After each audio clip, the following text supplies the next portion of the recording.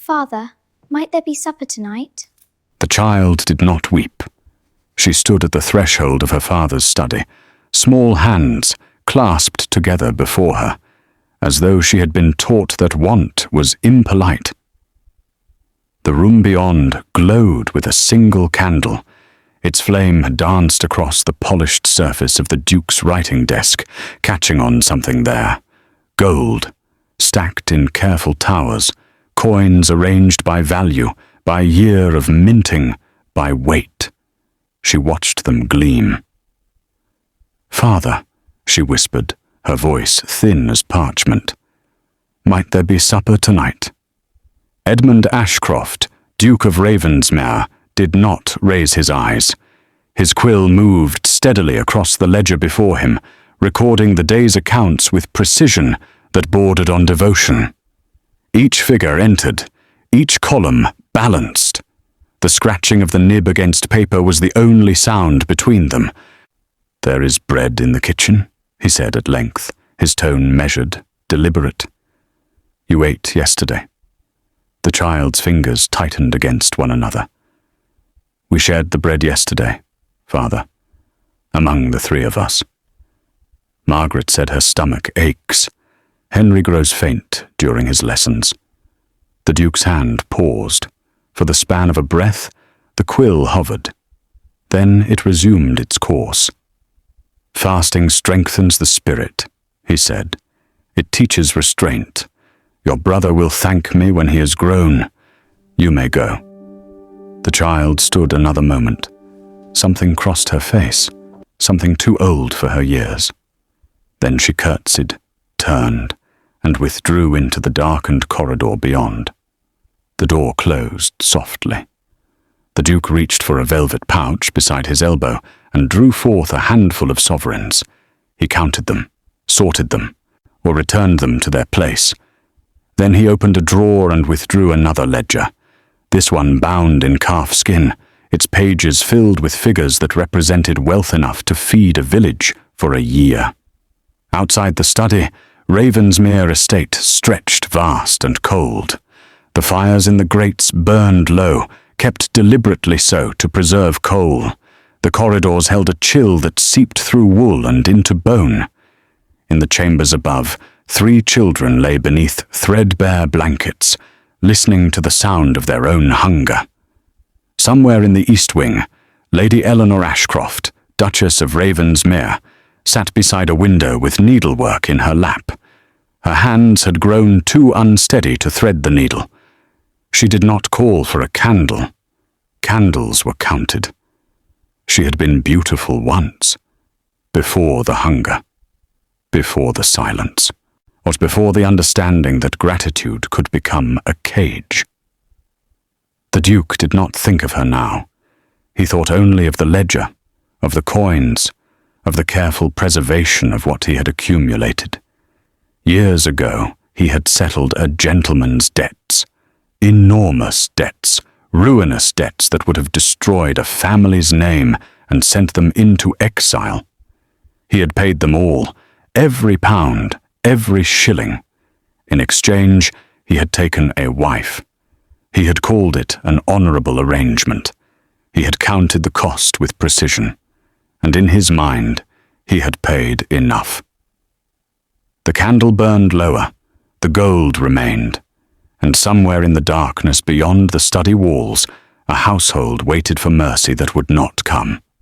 Not tonight. Not for years. Not until one particular evening, when the smallest child would collapse before a room full of witnesses, and the Duke of Ravensmere would learn that there are debts that gold cannot settle. Edmund Ashcroft believed in order. He believed in ledgers balanced to the penny, in servants who knew their place, in children who did not speak unless addressed. He believed that waste was sin, and that comfort bred weakness. He had inherited Ravensmere at the age of 23, along with a fortune that most men could only dream of possessing. Lands, investments, holdings that stretched across 3 counties. His father had been a shrewd man, calculating in all things, and Edmund had learned well. By the time he reached 30, The Duke's wealth had doubled. By 35, it had tripled. He took satisfaction in this. Not the spending of it, never that. But the accumulation, the proof that he was master of his own house, his own fate, his own fortune. His household ran like clockwork. Breakfast at 7. No more than 2 eggs per person. Fires lit only in rooms currently occupied. Candles measured and distributed weekly. Servants paid quarterly, not a day early. Every purchase recorded. Every expense justified. The other gentlemen of his acquaintance found this amusing. Ashcroft runs his estate like a counting house, they would say over port and cards. Every stick of wood accounted for, every morsel weighed. They did not understand. They squandered their inheritances on horses and mistresses and gambling debts. They borrowed against their estates to fund London seasons that left them bankrupt by autumn. They were fools. Edmund would never be a fool. On this particular morning, he sat in his study, reviewing the household accounts from the previous month. The numbers pleased him. Food expenses down by nearly 1/3. Coal consumption reduced. Even the candle expenditure had decreased. A knock interrupted his concentration. Enter. The house steward stepped inside, a man named Graves who had served the family for 30 years.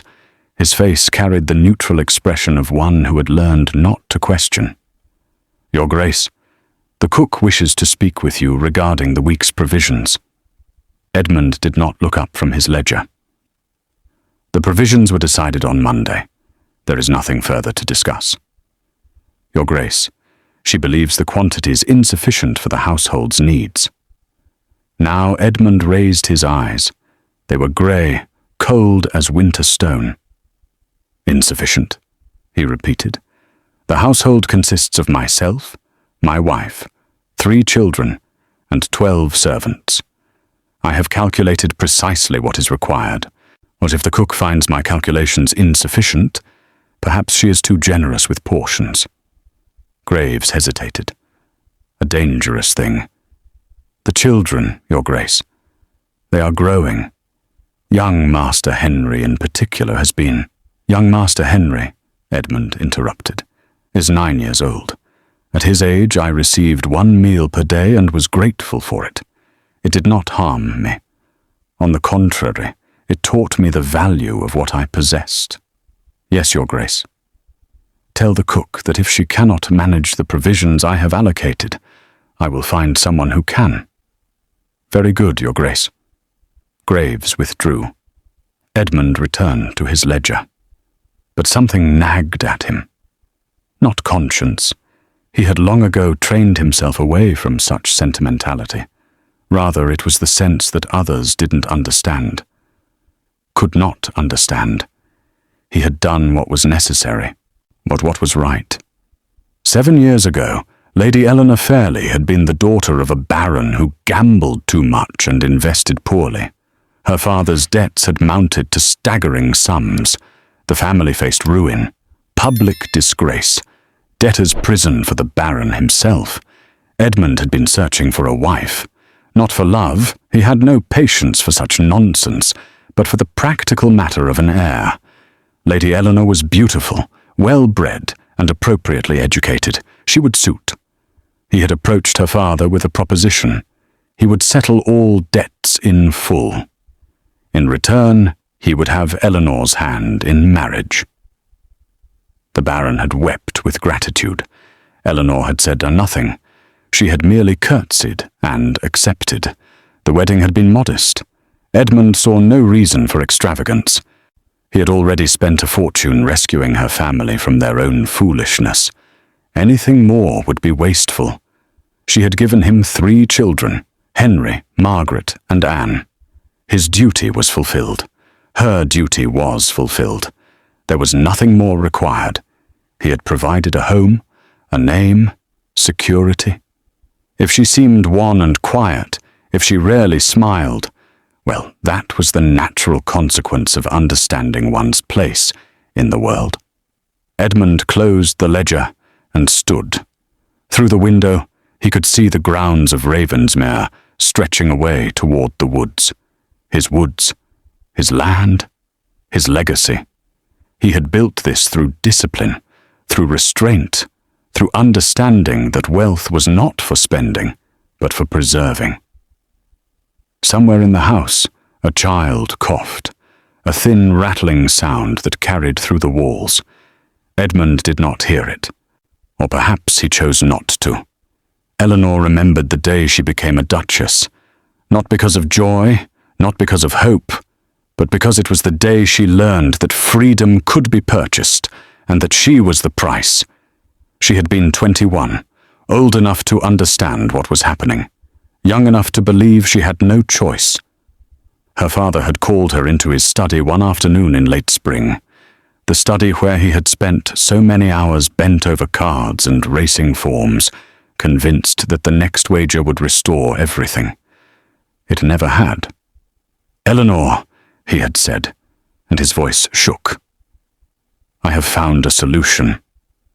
She had known immediately what he meant, not by the words themselves, but by the way he could not meet her eyes, by the way his hands trembled as he poured himself brandy at midday.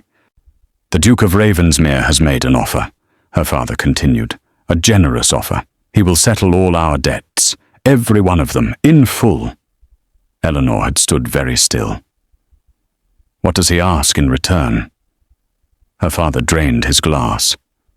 "Your hand in marriage." She had known it would come to this. For months, she had watched her mother grow pale with worry, had heard the arguments behind closed doors, had seen the letters arrive with increasing frequency, each one stamped with the seals of creditors who would not wait much longer.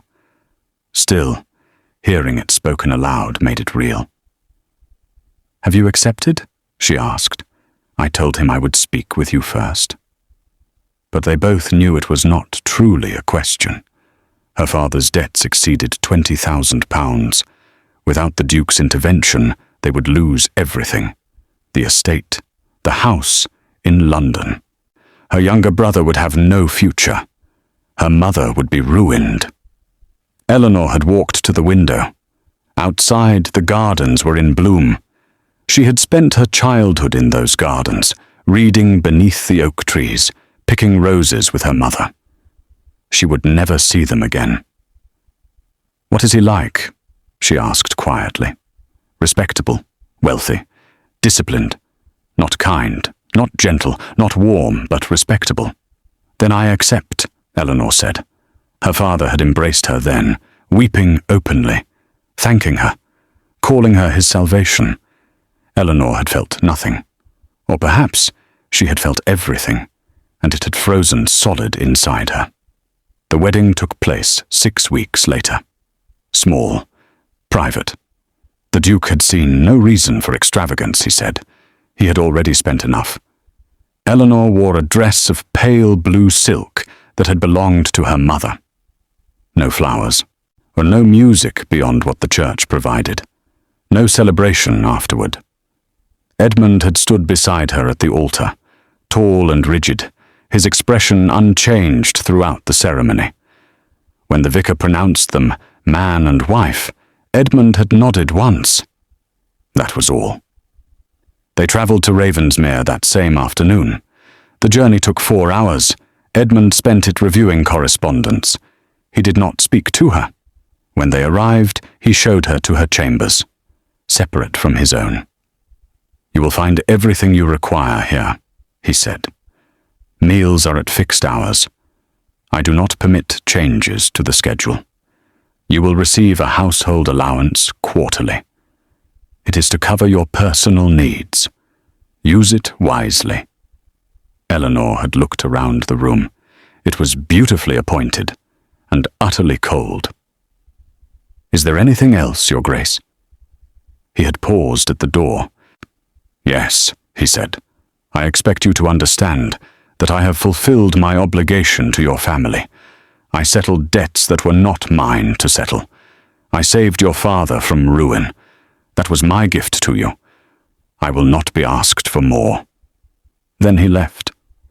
Eleanor had stood alone in that beautiful cold room and understood exactly what her life would be. She was not a wife. She was a debt paid, a transaction completed. And Edmund believed that because he had spent a fortune to acquire her, he owed nothing more.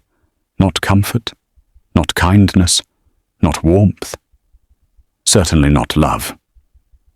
7 years had passed since that day. Eleanor had given him 3 children. Henry first, then Margaret 2 years later, then Anne. Each birth had weakened her further. Each time, Edmund had sent physicians only when absolutely necessary, for physicians cost money. Now she sat in the drawing room, trying to read by the fading afternoon light. Reading was one of the few pleasures left to her, but even that had become difficult. The words blurred, her hands shook. She was hungry, always hungry now. They all were. The door opened. Anne entered, her youngest daughter, barely 6 years old. The child's dress hung loosely on her thin frame. Her cheeks were hollow, her eyes too large for her face. "Mama," Anne whispered. "I asked Father about supper." Eleanor set down her book. "What did he say?" "He said there is bread, and that we ate yesterday." Eleanor closed her eyes briefly. Bread. Always bread. Hard, dry bread that scratched the throat and left the stomach still aching. "Come here, darling," she said softly. Anne climbed into her lap. The child weighed almost nothing. "Mama, why does Father keep all the gold in his study?" Eleanor stroked her daughter's hair. It had grown brittle. "Because he believes it keeps us safe," Eleanor said quietly. "But we are hungry." "I know. Cannot you ask him, Mama? Cannot you tell him we need more?" Eleanor held her daughter closer. How could she explain? How could she tell this child that she had tried, in the beginning? That she had gone to Edmund with careful words, with gentle requests? That he had looked at her with those cold grey eyes and reminded her of her father's debts, of the £20,000 he had spent, of how ungrateful it was to ask for more?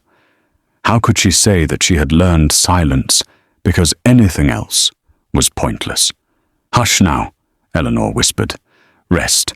You will feel better in the morning." It was a lie, they both knew it. But what else could she offer? That night, Eleanor lay in her bed, listening to the sounds of the house. Somewhere, a door closed. Somewhere, footsteps moved along the corridor. Somewhere, Edmund sat in his study, counting gold. And Eleanor thought about the girl she had been at 21, the girl who had believed she had no choice. She wondered if that girl would recognize her now. Eleanor woke each morning to the same grey light. Dawn came slowly to Ravensmere, creeping through heavy curtains that had not been replaced in years. The fabric had faded from deep crimson to something closer to rust. Eleanor noticed such things now, how everything around her was wearing away, including herself.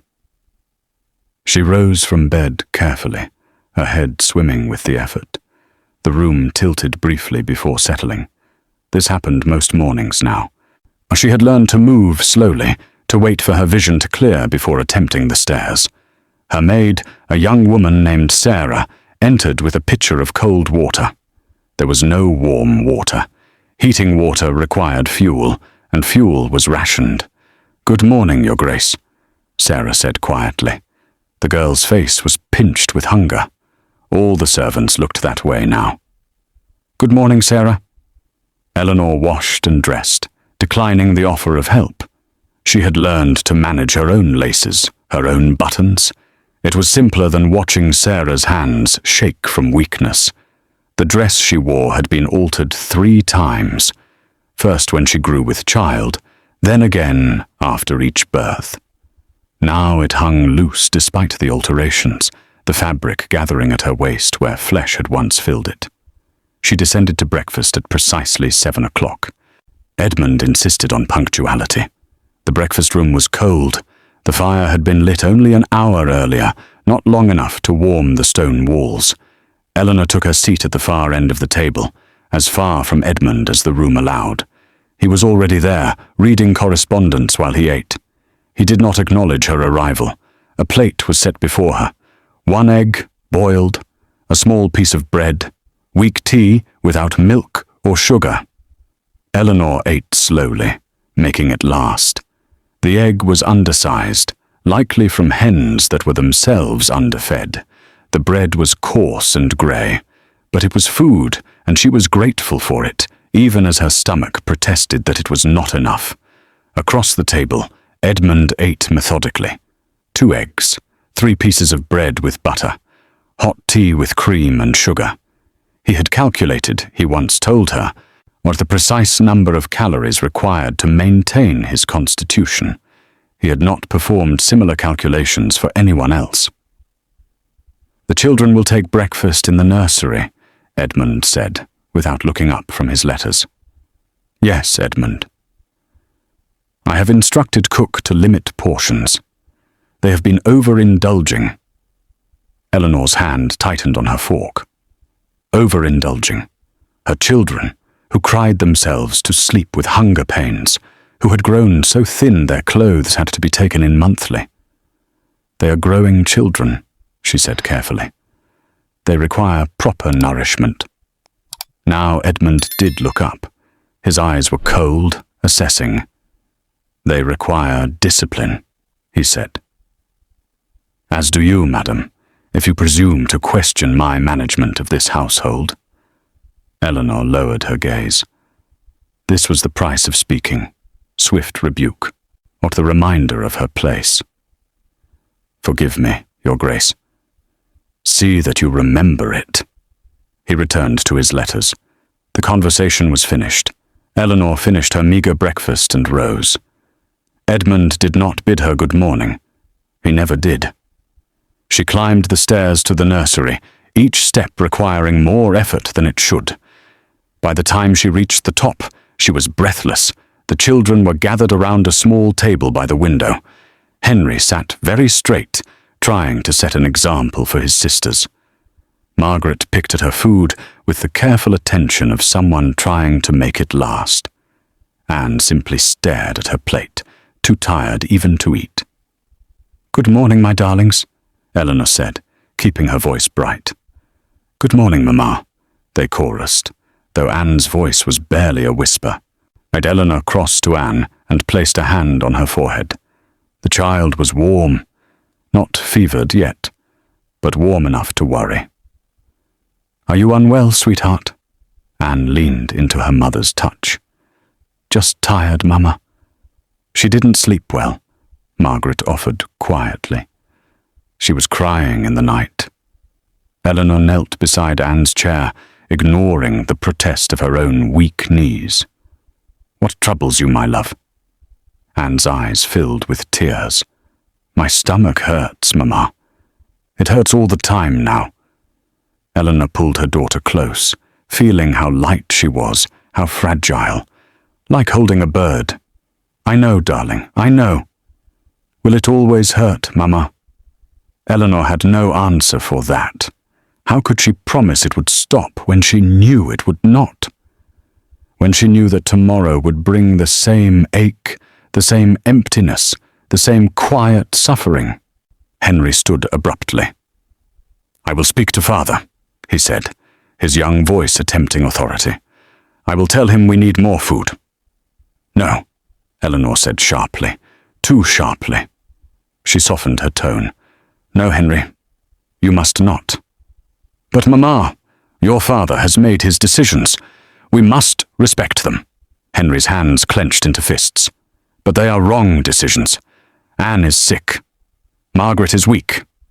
You are—" He stopped himself, but Eleanor knew what he had been about to say. "You are fading." She was. They all knew it. "We endure," Eleanor said quietly. "That is what we do. We endure, and we do not complain, and we trust that Providence will see us through. She did not believe it herself. But what else could she tell them? The morning passed slowly. Eleanor sat with the children through their lessons, not though she could barely focus on the words in their books.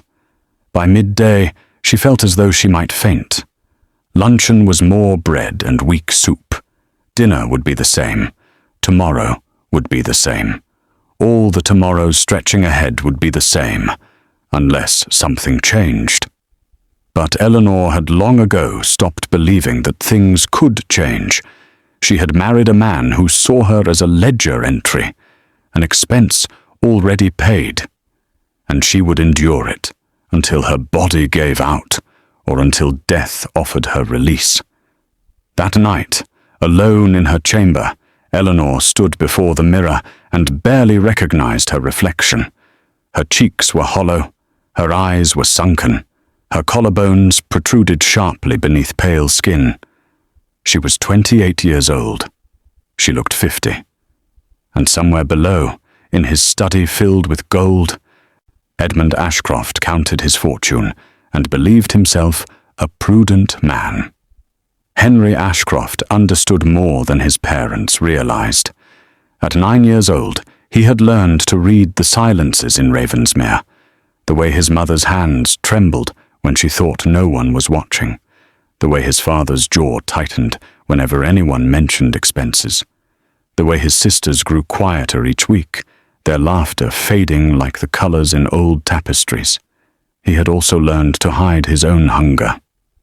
His tutor, Mr. Pemberton, noticed when Henry's attention wandered during lessons. The old man said nothing, but sometimes he would leave an apple on the desk when he departed. A gift unspoken. Henry would split it 3 ways and share it with his sisters. "You are distracted today, Master Henry." "Mr." Pemberton said one afternoon as Henry struggled through Latin conjugations. "Forgive me, sir. I shall attend better." The tutor set down his book and studied Henry with kind, tired eyes. "When did you last have a proper meal, boy?" Henry went very still. One did not speak of such things. His father had made that clear. "We eat adequately, sir." "That is not what I asked." Henry looked down at his hands. They seemed too thin, the bones too prominent. When had that happened? "My father says excess weakens character," he recited. Mr. Pemberton made a sound that might have been disgust or sorrow. "Your father is a fool." Henry's head snapped up. No one spoke of the Duke that way. No one dared. The tutor stood and walked to the window, hands clasped behind his back. "I have taught the sons of great houses for 40 years, he said quietly. "I have seen many things. Waste, yes, extravagance, boys who had too much and valued nothing. But I have never seen what I see in this house." "What do you see, sir?" "Deliberate cruelty masquerading as virtue." Henry did not know what to say to that. Part of him wanted to defend his father. Another part, the part that woke each night with stomach cramps, wanted to weep. "My sisters," he began, then stopped. "Anne is growing worse. She hardly eats anymore." "Have you told your father?" "He knows. He says she will grow stronger through discipline." Mr. Pemberton turned from the window. His face was grim. "Listen to me, Henry. You are young, but you are not powerless. When the time comes, and it will come, you must have the courage to speak. Do you understand?" "Speak to whom, sir?" "To anyone who will listen, before it is too late." That night, Henry lay awake thinking about Mr. Pemberton's words. In the bed beside his sisters slept fitfully. Margaret whimpered in her dreams. Anne's breathing was shallow and quick. He was the eldest, the heir. Someday Ravensmere would be his. Someday he would have the power to change things. But someday felt very far away when his little sister was suffering now. Margaret was 7, old enough to understand hunger, but too young to hide it well. She had taken to hoarding bread crusts under her pillow, eating them in the night when the ache became unbearable. "Why does father hate us?" she asked Henry one afternoon. They were alone in the nursery. Anne was sleeping, exhausted from simply being awake. "He does not hate us," Henry said, though he was not certain he believed it. "Then why does he let us hurt?" How could he explain what he did not understand himself? That their father loved gold more than people? That he had convinced himself deprivation was discipline? "Father believes he is teaching us," Henry said carefully. "He believes we will be stronger for it." "I do not feel strong," Margaret whispered. "I feel like I am disappearing." Henry pulled his sister close. She weighed almost nothing. "You will not disappear," he said fiercely. "I will not allow it." But even as he spoke the words, he wondered how he could keep such a promise. Anne, at 6 years old, had stopped asking questions. She had learned that questions brought no answers, only reminders to be grateful for what little she had. She spent her days in a strange half-sleep, moving slowly through rooms that seemed too large, sitting quietly through lessons she could not concentrate on, picking at food her stomach could no longer accept. Eleanor watched her youngest child with growing terror. Anne was fading in a way that could not be hidden much longer. The hollows beneath her eyes had deepened to purple shadows. Her skin had taken on a transparency that seemed almost unearthly. "She needs a physician," Eleanor said to Edmund one evening after the children had been sent to bed. They were in his study. She had gathered her courage for an hour before knocking on his door. He had made her wait another 10 minutes before granting entrance. "A physician," Edmund repeated flatly. "For what ailment?" "She is unwell. Surely you can see that." "I see a child who requires fresh air and discipline, both of which cost nothing." "Edmund, please. Oh, she grows weaker every day. She barely eats. She cannot sleep. Then she will learn the value of both appetite and rest when they return to her." Eleanor's hands were shaking. She clasped them together to still them. "Your Grace, I beg you, as her mother, as your wife. Send for Dr. Whitcomb. Let him examine her." Edmund set down his quill with deliberate care. "Do you know what physicians charge for house calls, madam?" "I do not care what they charge.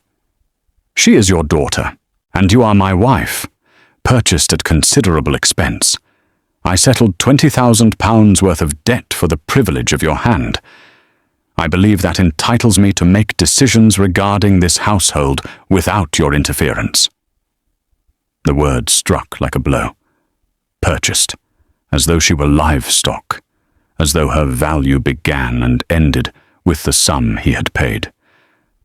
"You cannot mean that," Eleanor whispered. "I mean precisely that. I have fulfilled my obligations to you and to our children. I have provided shelter, clothing, and sustenance. If you require more, perhaps you should have considered that before your father gambled away his fortune." Eleanor felt something break inside her, some last remnant of hope that he might have hidden depths, that beneath the coldness might lie compassion. There was nothing, that only ledgers and coins and calculations. "Leave me," Edmund said, returning to his work, "and do not trouble me with such requests again." Eleanor left.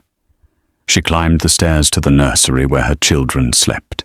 She sat beside Anne's bed and watched her daughter's labored breathing, and she understood finally that her husband would let them all starve before he would part with a single sovereign.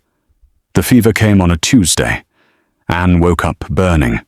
Her skin was hot to the touch, her eyes glassy with delirium. She called for water but could not keep it down. She shivered despite the heat radiating from her small body. Eleanor sent for Edmund immediately. He came, eventually. Not quickly, not with urgency, but he came. He stood at the foot of Anne's bed, hands clasped behind his back, observing his daughter as one might observe a disappointing investment. "She has a fever," Eleanor said unnecessarily. "Please, send for Dr. Whitcomb. Fevers pass." "Not always. Edmund, look at her. She is desperately ill." Edmund looked, truly looked, for perhaps the first time in weeks. What he saw should have alarmed him. His youngest daughter, skeletal thin, skin stretched too tight over fragile bones, trembling with fever. Instead, he frowned. "She's overwrought. Keep her quiet. Cool water, if she will take it. The fever will break. And if it does not, then we shall reassess." "When? When she is dying?" Edmund's expression hardened. "You are hysterical. Control yourself, madam. I will not have dramatics in my household." He left, simply turned and walked away from his fevered child without a backward glance, till Eleanor sank into the chair beside Anne's bed. She was not hysterical. She was terrified. For 3 days the fever raged. Anne's small body fought a battle it was too weak to win. She drifted in and out of consciousness, calling for things that made no sense. Sometimes she thought she was in the gardens at her grandfather's estate. Sometimes she believed she was drowning. Eleanor did not leave her side. She bathed Anne's burning forehead with cool cloths. She tried to coax water past cracked lips. She prayed, though she had long ago stopped believing anyone listened. Henry and Margaret came to sit with their sister when they could. They held her hands and told her stories. Margaret sang lullabies their mother had taught them. Henry read from books Anne loved, hoping somehow the familiar words would call her back. Edmund did not return. On the 4th day, the fever broke. But Anne did not improve. She lay listless and pale, barely conscious, her breathing shallow. "Mamma," she whispered once, her voice so faint Eleanor had to lean close to hear. "I am here, darling. Mamma is here." "Am I dying?" The question pierced Eleanor like a blade. "No," she said firmly, though fear clutched at her throat. "No, my sweet girl. You are not dying. You are going to get well." "I am so tired, Mamma." "I know, but you must rest and grow strong again." "Will there be food when I am strong?" Eleanor closed her eyes against the tears threatening to fall. "Yes," she lied. "Yes, there will be food." Anne slipped back into sleep. That night, Eleanor did something she had sworn she would never do. She left the nursery and descended to Edmund's study. She did not knock. She simply opened the door and entered. He looked up, startled by the intrusion. "What is the meaning of—" "Your daughter is dying," Eleanor said. Her voice was steady, cold, a stranger's voice. Edmund set down his pen. "She is not dying. The fever has broken." "She asked me if she was dying. A 6-year-old child asked me if she was dying, because she is so weak from hunger that her body cannot fight anymore. That is absurd. She has meals daily. She has bread, thin soup, nothing that could sustain a growing child. You are starving them, Edmund. You are starving your own children." He stood abruptly, his chair scraping against the floor. "I am teaching them discipline. You are killing them." The words hung between them, sharp and true. "Get out," Edmund said quietly. "Get out of my study." "No." "I beg your pardon?" I said no, that I will not leave. Not until you send for a physician. Not until you promise to feed our children properly. Not until you act like a father instead of a—" She did not finish. Could not finish, because Edmund moved toward her with such deliberate menace that she took an instinctive step backward. "You forget yourself, madam. You forget who provided for your ruined family, who saved you from disgrace, who gave you the privilege of this name and this house. I have forgotten nothing, least of all the price you remind me of constantly. Then you understand that I owe you nothing beyond what I have already given. You owe your daughter her life. Edmund's face was stone. She will recover, or she will not. That is Providence, not my concern. Now leave before I have you removed. Eleanor looked at the man she had married, truly looked at him, and saw clearly what she had been refusing to see for 7 years. He would never change. He would never soften. He would hoard his fortune while his family withered, and he would call it virtue. She left his study, but she did not return to the nursery. Instead, she went to the servants' quarters and found Graves, the house steward. "Your Grace," he said, clearly startled by her appearance. "Mr. Graves, I need your help." The old man studied her face and seemed to understand something had shifted. "What do you require?" "I need you to send word to my brother. Tell him to come to Ravensmere. Tell him it is urgent." Graves hesitated only a moment. "It will be done, Your Grace."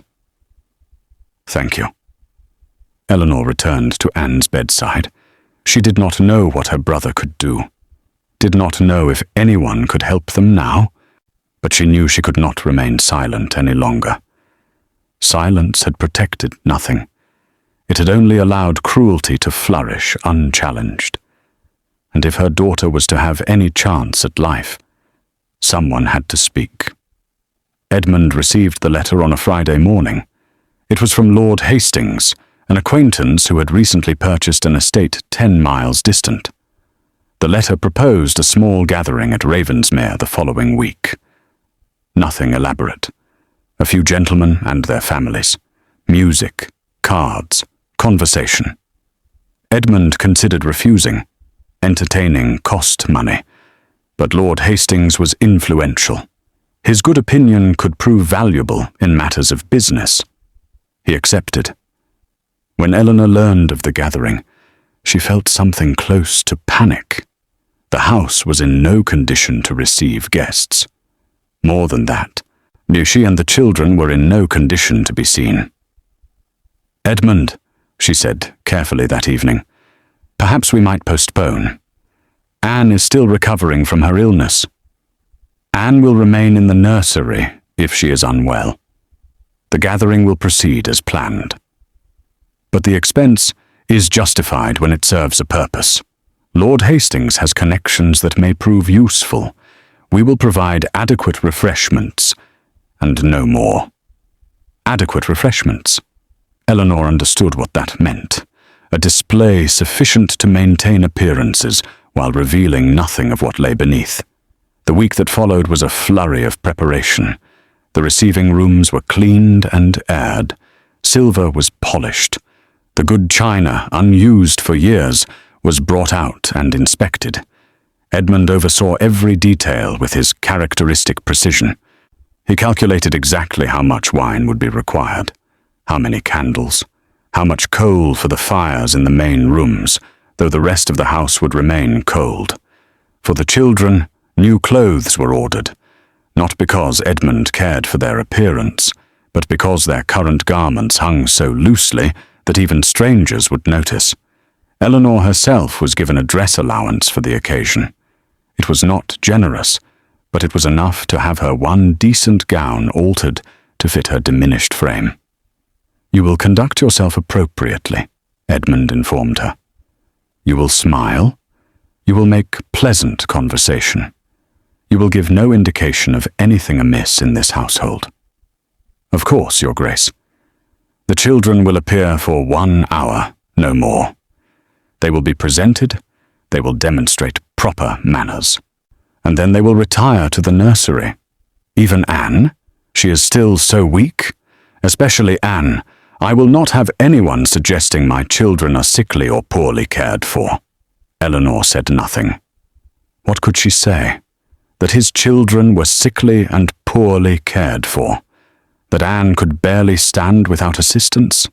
that Henry and Margaret had learned to hide their hunger so well they moved through life like ghosts. The evening of the gathering arrived. The main rooms of Ravensmere glowed with candlelight. Fires burned in every grate, a luxury so unusual the children had stared in wonder.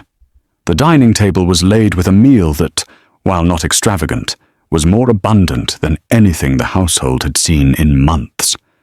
Guests began arriving at 7. Lord Hastings and his wife. Sir Thomas Calder was a gentleman of modest means but good reputation. Mr. and Mrs. Pemberton, the parents of Henry's tutor. 2 other families whose names Eleanor forgot the moment she heard them. Edmund greeted them with perfect courtesy. He was charming when he chose to be. Attentive. His conversation was intelligent, his manner unimpeachable. No one would guess what lay behind the facade. Eleanor smiled until her face ached. She made conversation about gardens and weather and all the meaningless pleasantries that filled such evenings. She accepted compliments on her home, on her husband's management of the estate, on the lovely appearance of the children when they were presented. Henry stood very straight, answering questions with practiced politeness. Margaret curtsied perfectly and spoke when spoken to. Anne, or dressed in a new frock that did little to hide her thinness, smiled with such effort it broke Eleanor's heart. "What beautiful children," Lady Hastings remarked. "So well-mannered." "The Duke insists on proper discipline," Eleanor replied, the words tasting like ash. "Quite right. So many children these days are indulged to ruin." Eleanor nodded and said nothing. Around her, the gathering continued. Wine flowed. Food was consumed with enthusiasm by guests who did not know it was more than the household would see in weeks. Edmund moved through the rooms, accepting praise for his stewardship, his wisdom, his careful management of resources. More than one gentleman remarked on his prudence. "In these times," Lord Hastings said, raising his glass, "when so many live beyond their means, it is refreshing to see a man of sense. That your household is a model of proper economy, Ravensmere." Edmund inclined his head. "I believe in living within one's means. Waste is the enemy of prosperity." "Admirable, truly admirable." Eleanor watched her husband accept the compliments, watched him preen under the approval of men who knew nothing, who saw only the polished surface and never thought to look beneath. The hour came for the children to retire. Henry bowed. Margaret curtsied. Anne attempted both and swayed slightly. Eleanor moved toward her daughter, but Edmund was quicker. "Anne," he said quietly, his hand on her shoulder, steadying her. To the guests, it appeared affectionate. Eleanor knew better. Anne rallied. She smiled at the assembled guests and walked from the room without stumbling. But Eleanor had seen the tremor in her daughter's legs, caught the glassiness in her eyes, the way she had to concentrate on each step. The evening continued. Music was played, cards were dealt. Eleanor participated when required, her mind elsewhere. She thought about the food on the table, about how her children would return to bread and soup tomorrow, while the memory of tonight's abundance faded, about how Edmund would count every penny spent and resent it, even as he basked in the praise it earned him. She thought about the lie they were all living, the performance they gave for strangers who saw only what they wanted to see, and she thought about Anne, somewhere above, trying to sleep while her body consumed itself. The gathering ended near midnight. Guests departed with warm words and promises to return the invitation.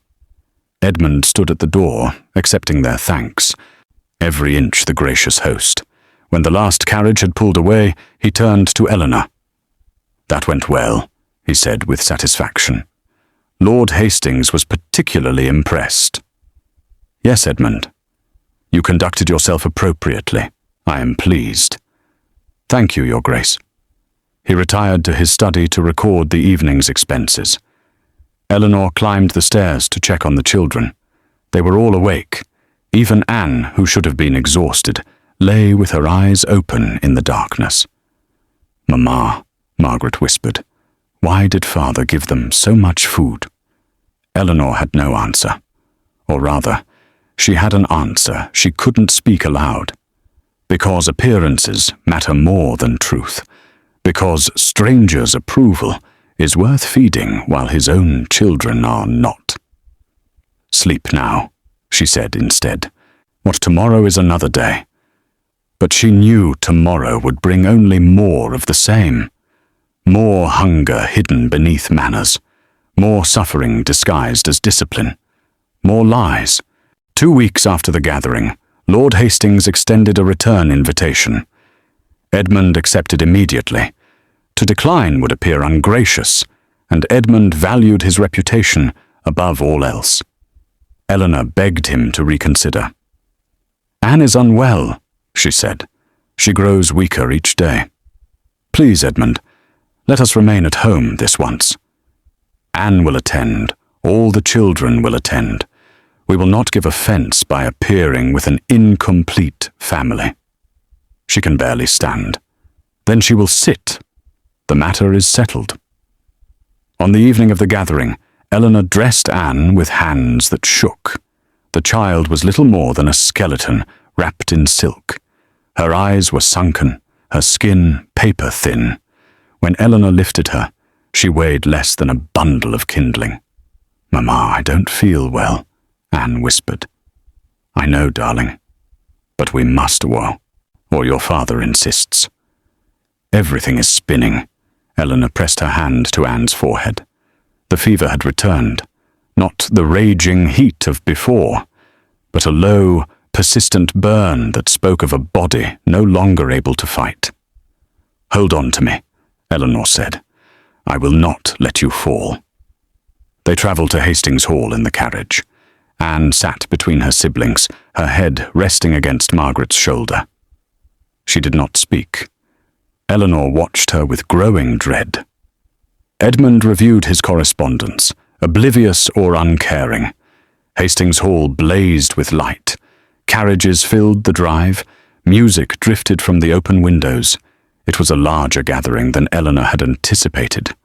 "Remember," Edmund said as they alighted, "you will conduct yourselves with perfect propriety. No one is to embarrass me this evening." They entered the house, where Eleanor kept one hand on Anne's back, supporting her without appearing to. The receiving line seemed endless.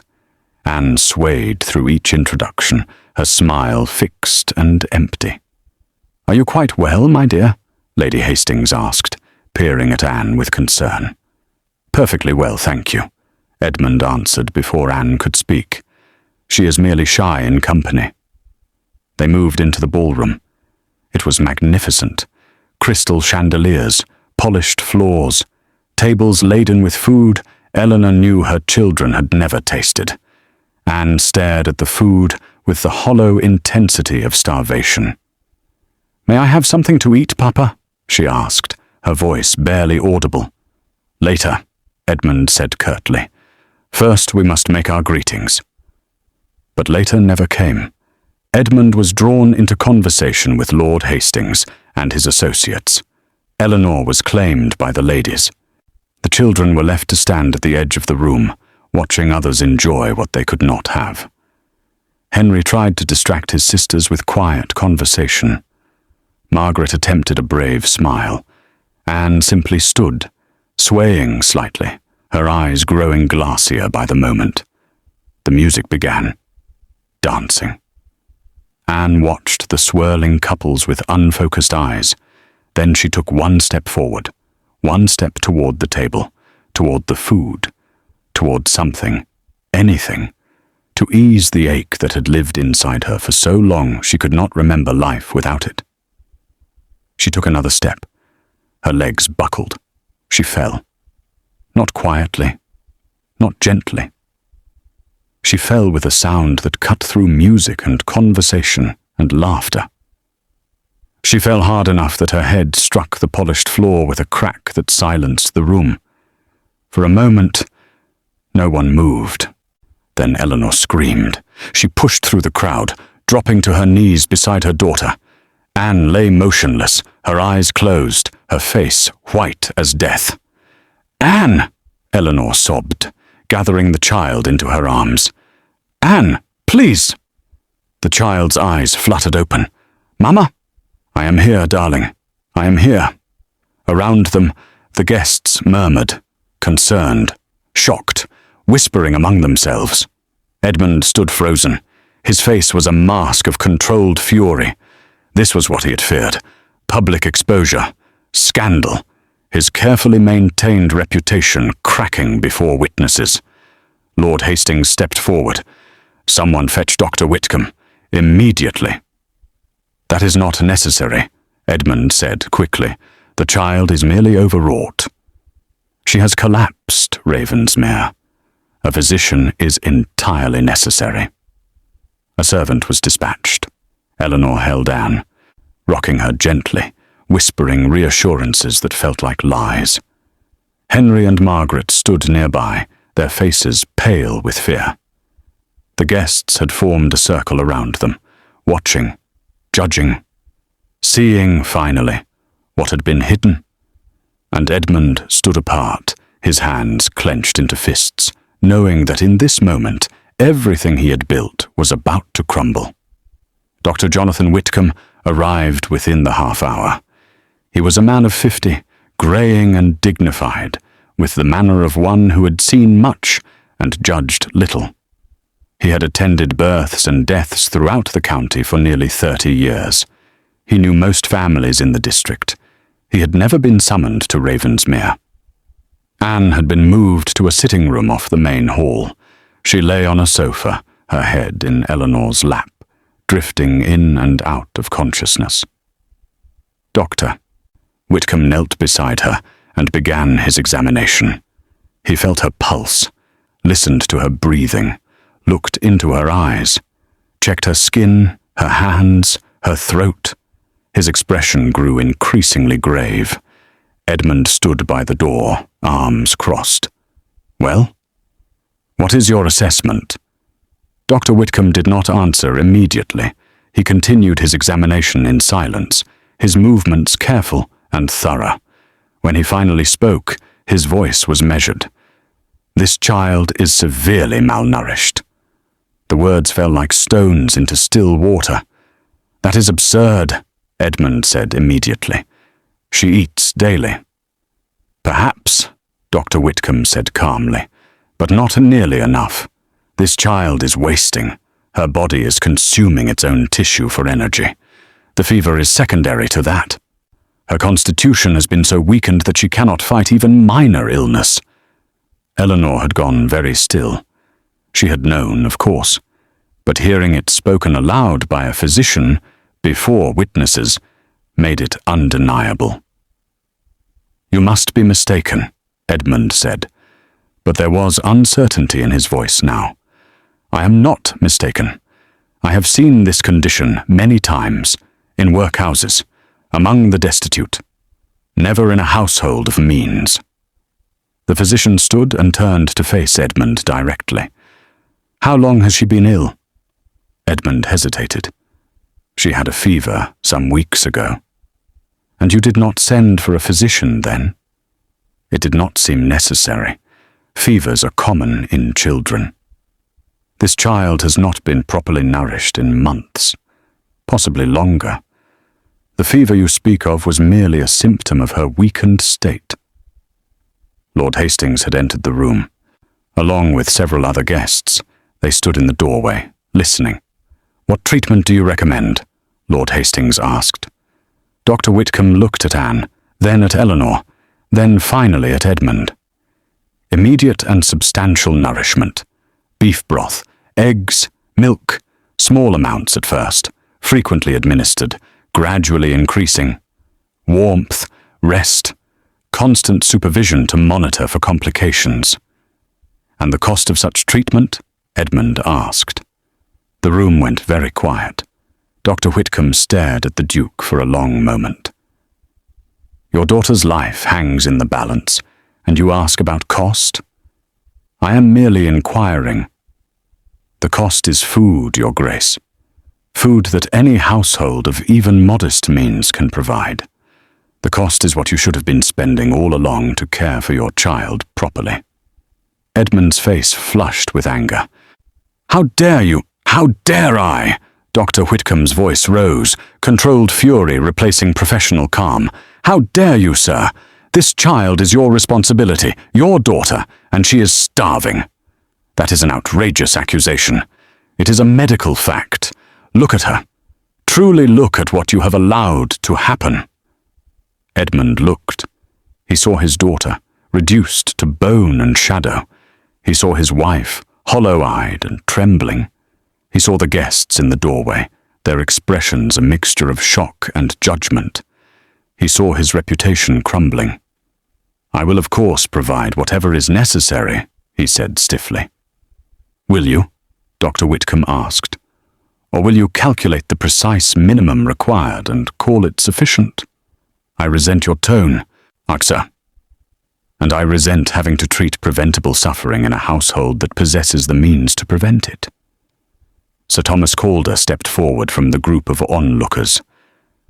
Dr. Whitcomb, what is the cost of the treatment you have outlined? The physician named a sum, modest for a household like Ravensmere, a fraction of what Edmund spent on candles in a year. Edmund began to speak, to calculate, to explain why such expenditure required consideration. Sir Thomas raised his hand. I will cover it, he said quietly. Edmund froze. That is not necessary, he said quickly. It is entirely necessary, Sir Thomas said, his voice cutting through Edmund's objections. The child needs treatment now, not after you have finished deliberating on costs. I will see that doctor. De Whitcomb is compensated for his time, and that the necessary provisions are delivered to Ravensmere tomorrow. He looked at Edmund with an expression of barely concealed contempt. Consider it a loan, if you must, to be repaid at your convenience. But everyone in the room understood what it truly was, a public shaming, an indictment delivered not with words but with action. Edmund stood, speechless for perhaps the first time in his adult life. His carefully constructed image had shattered. His discipline had been exposed as cruelty. His economy had been revealed as avarice, and he had been found wanting before witnesses. Eleanor looked up at Sir Thomas through tears. Thank you, she whispered. He bowed slightly.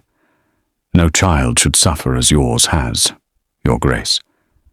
Not when it can be prevented. Doctor. Whitcomb prescribed immediate care and promised to call at Ravensmere the following day.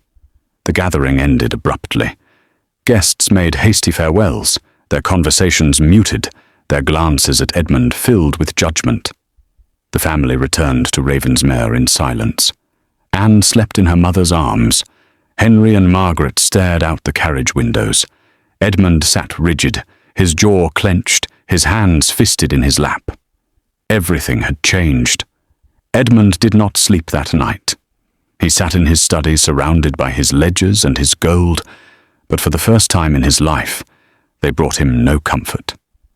The physician's words echoed in his mind. Starving. Wasting. Preventable suffering. Sir Thomas Calder's intervention had been worse than any accusation. The man had not condemned Edmund with words. He had simply acted, by stepping in to provide what a father should have given, without hesitation. The humiliation was complete. Edmund opened his strongest box and stared at the gold within. Sovereigns and guineas, carefully sorted and counted.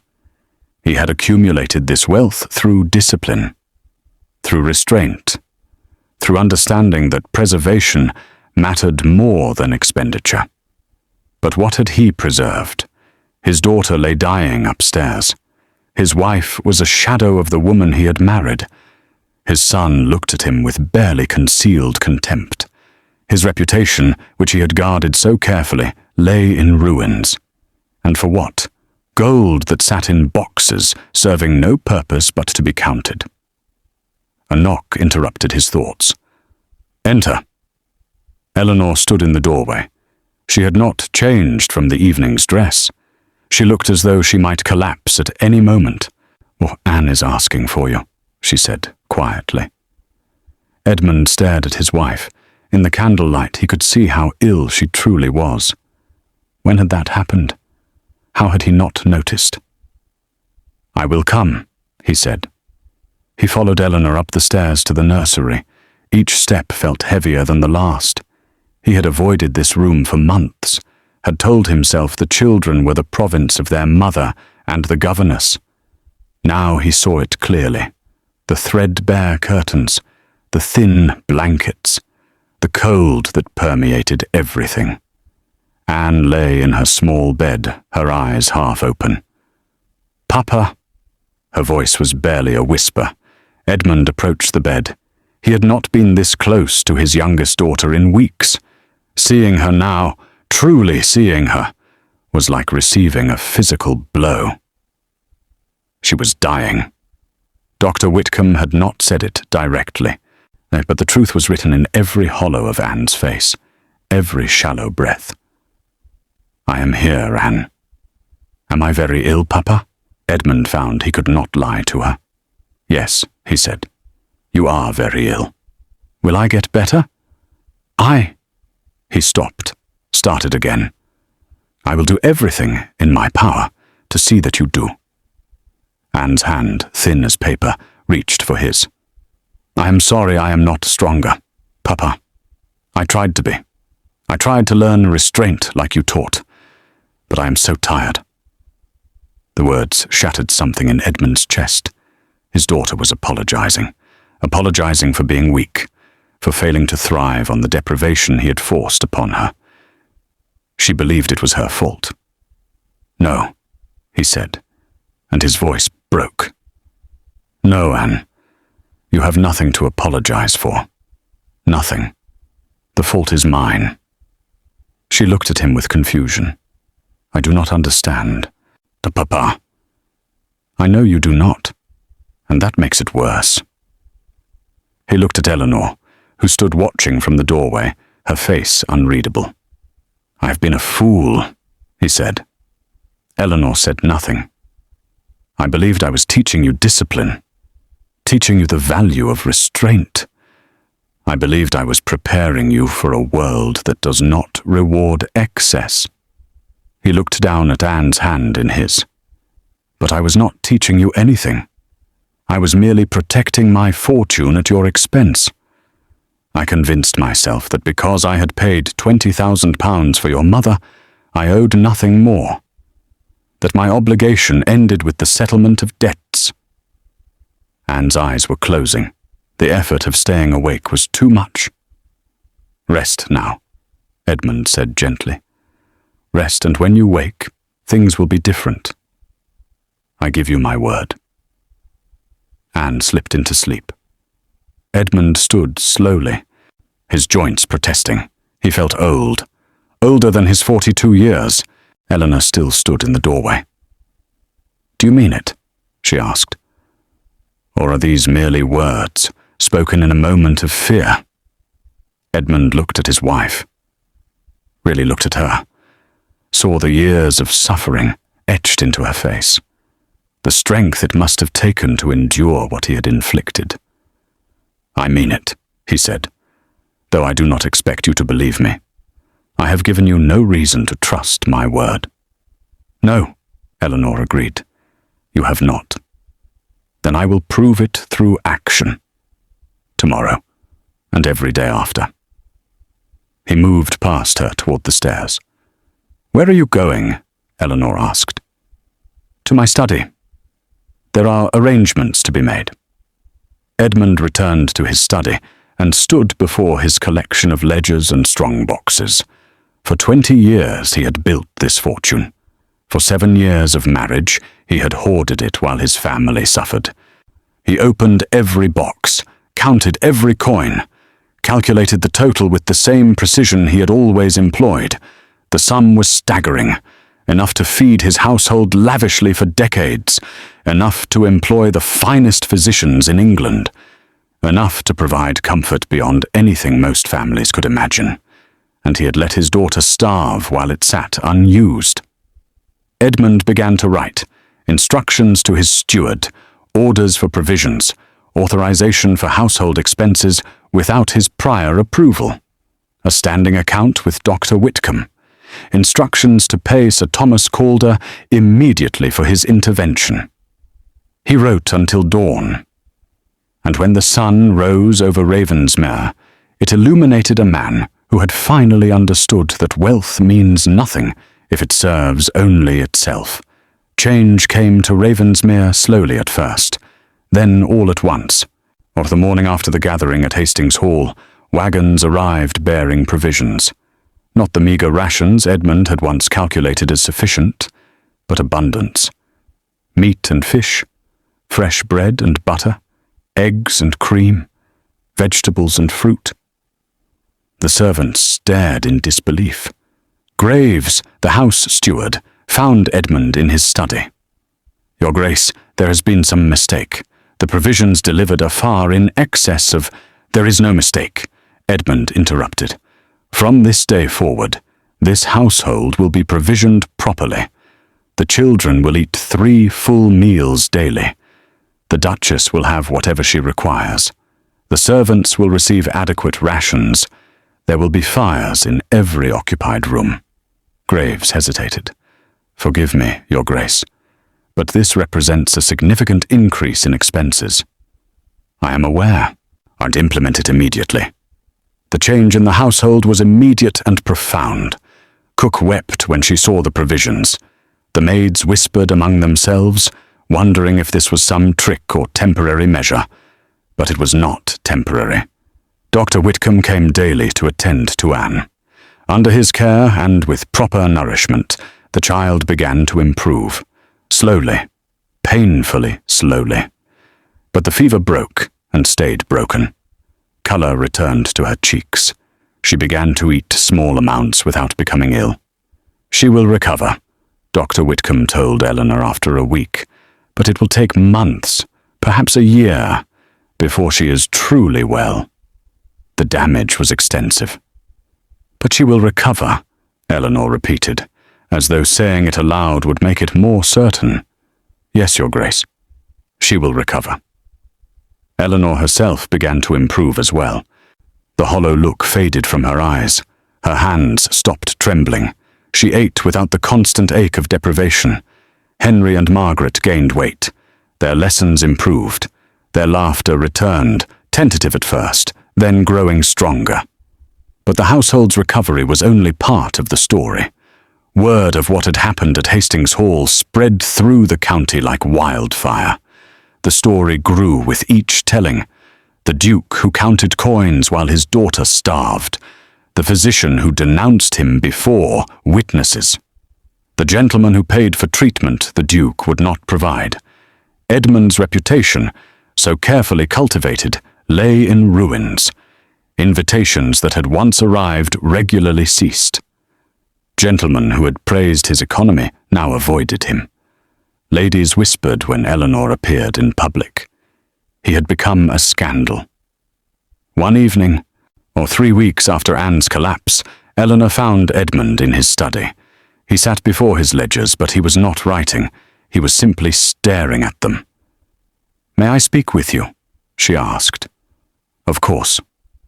She entered and closed the door behind her. She had not been alone with Edmund since that night. They had maintained a careful distance, speaking only of household matters. "I wanted to thank you," she said. Edmund looked up, surprised.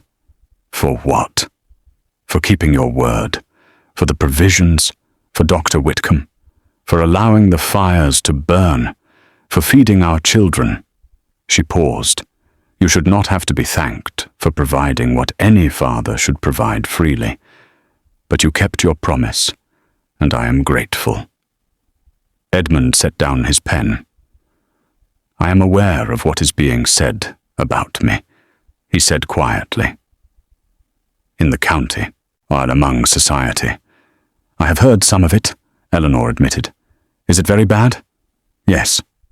Edmund nodded slowly. I deserve it. Every word. Eleanor moved closer to his desk. What you did was wrong, she said. What you allowed to happen was cruel. I will not pretend otherwise. You nearly killed our daughter. You made me believe I was worth only the debt you paid to acquire me. You taught our children that hunger was virtue. Edmund flinched as though struck. But, Eleanor continued, you stopped. When confronted with the truth, when your pride was shattered before witnesses, you could have doubled down on your convictions. You could have blamed everyone but yourself. Instead, you changed. It should not have required public humiliation, Edmund said bitterly. I should have seen what I was doing, should have listened to you years ago. Yes, Eleanor agreed. You should have. But you did not. And now we must decide what comes next. Edmund looked at her with something like hope. What do you want, Eleanor? If you wish to leave, to take the children and return to your family, I will not stop you. I will provide for you, generously. You will never want for anything. Eleanor considered this. A month ago, she would have seized the opportunity, would have fled Ravensmere and never looked back. But something had shifted. Not forgiveness. Not yet. Perhaps not ever. But she had seen Edmund weep over Anne's bedside, had watched him write orders that went against every instinct he possessed, had observed him accept scandal and censure without complaint. I want our children to grow up healthy, she said, but I want them to know that their father learned from his mistakes. I want them to see that change is possible, even when it seems impossible. You want to stay, Edmund said, as though he could not quite believe it. I want to see if this change lasts, Eleanor corrected. I want to believe that the man who has emerged from this crisis is who you will choose to be. But trust, Edmund, is not given freely. It must be earned. Over years, perhaps, through consistent action. I understand. Do you? Because this cannot be temporary. You cannot revert to your old ways when the scandal fades or when you grow comfortable again. If you do, I will leave. And I will take our children with me, and you will never see them again. The threat was real. Edmund heard it in her voice. I give you my word, he said. But I know my word means little now, so I will prove it through deed, every day, for as long as it takes. Eleanor nodded and turned to leave. Eleanor, Edmund called as she reached the door. She paused. I am sorry. For everything. For what I put you through. For what I told myself to justify it. For believing that paying £20,000 absolved me of ongoing responsibility. I was wrong. Profoundly, terribly wrong. Eleanor looked back at him. Yes, she said. You were. She left. Edmund sat alone in his study, surrounded by the gold that had once been his god. He understood now what it had cost him. Not in pounds and shillings, but in things that could not be calculated. Trust. Love. The childhood his children should have known.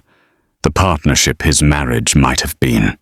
The Duke of Ravensmere had learned that some debts cannot be settled with gold, where some obligations cannot be calculated in ledgers, and some prices are too high to pay. 6 months later, Anne took her first walk in the gardens. She was still thin, still recovering, but she was alive, laughing, playing with her siblings. Edmund watched from the window of his study. His fortune remained substantial, though somewhat diminished by the expenses of proper household management. His reputation in society remained tarnished, though some invitations had begun to return. but his daughter was alive.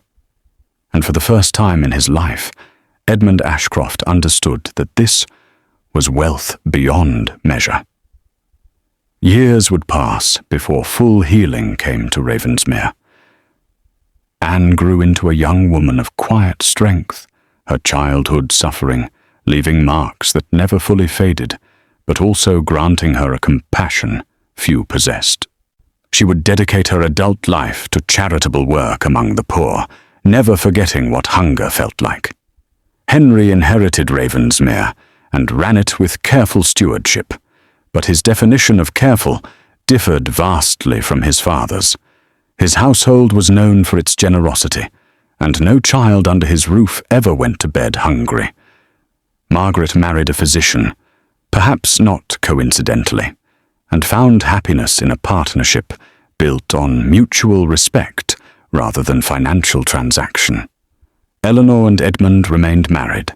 Their relationship never became what it might have been had Edmund chosen differently from the start.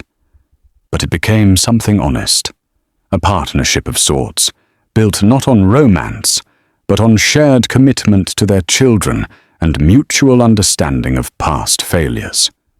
Edmund lived to see his grandchildren. He was, by most accounts, a generous grandfather. He never spoke of the years when his household had starved, but he never forgot them either. The memory served as a constant reminder of what happened when numbers mattered more than people. Some wounds heal, some scars remain. Some truths, once learned, can never be unlearned. This is a story about wealth and worth, about what we choose to value and what we sacrifice in that choice, about the difference between discipline and deprivation, between prudence and cruelty, between economy and avarice. It is a story about how we justify our actions to ourselves, building elaborate philosophies around behavior that serves only our own interests, about how silence enables suffering and how speaking truth, even when costly, can save lives. Most of all, it is a story about change, real change, the kind that comes not from comfortable conviction, but from having every comfortable conviction shattered. Edmund Ashcroft was not a villain in his own story. He believed himself virtuous. His cruelty wore the mask of discipline. His greed masqueraded as prudence. He convinced himself that because he had paid for his wife once, he owed nothing more. That because he provided shelter and minimal sustenance, his duty was fulfilled. He was wrong.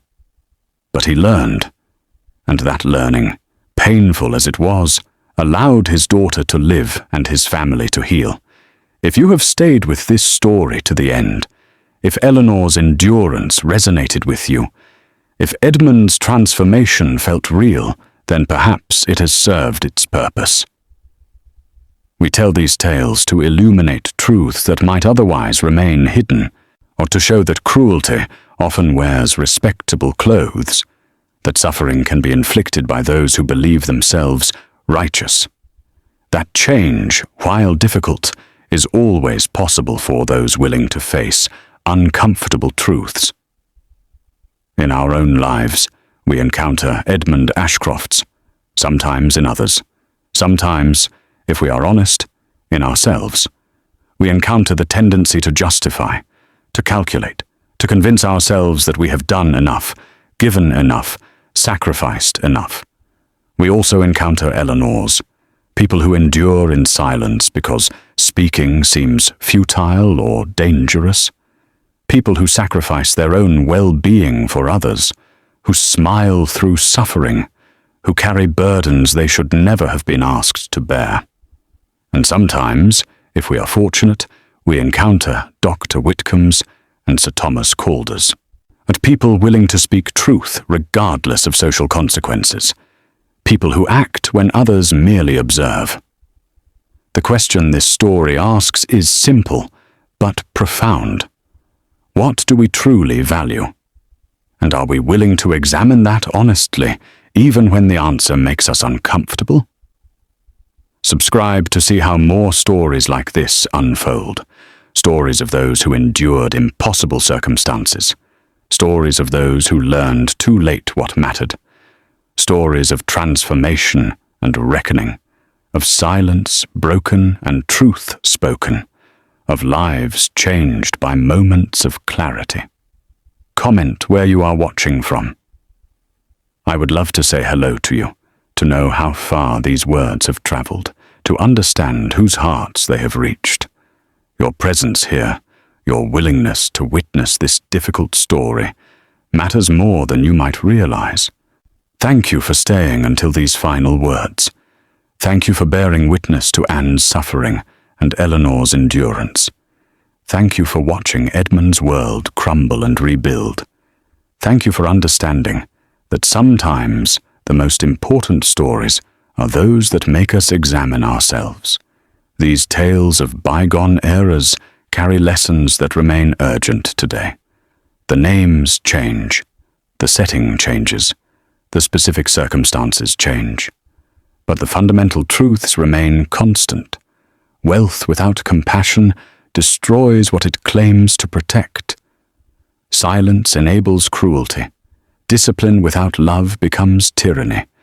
And change, real change, requires the courage to admit we were wrong. Until we meet again in another tale, may you always recognize the difference between what glitters and what nourishes, between what is counted in ledgers and what counts in lives, between gold in strong boxes and warmth in hearts, between discipline that strengthens and deprivation that destroys. May you never be so wealthy that you forget to be human.